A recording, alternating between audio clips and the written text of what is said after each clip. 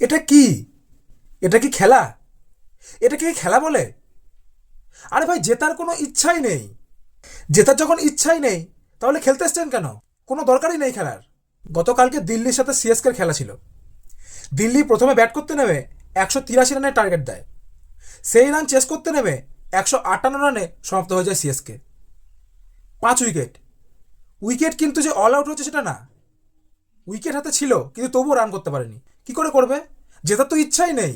আরে ঠিক আছে, উইকেট পড়ে যাচ্ছে যখন ধরে ধরে খেলতে হবে, ঠিক আছে, কিন্তু রিকোয়ার্ড রানেরটাকেও তো ঠিক রাখতে হবে। মহেন্দ্র সিং ধোনি উনি চেষ্টা করেছে, কিন্তু চেষ্টা করে পারেনি। মানে বোঝাই যাচ্ছে যে ওনার বয়স হয়ে গেছে।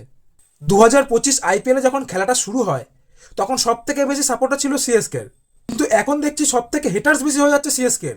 যাই হোক, সিএসকে যেভাবে খেলছে এটাকে একদমই খেলা বলে না, একদম থার্ড ক্লাস খেলা। আর এই থার্ড ক্লাস খেলার জন্য কালকে দিল্লির কাছে 25 রানে পরাজিত হয়।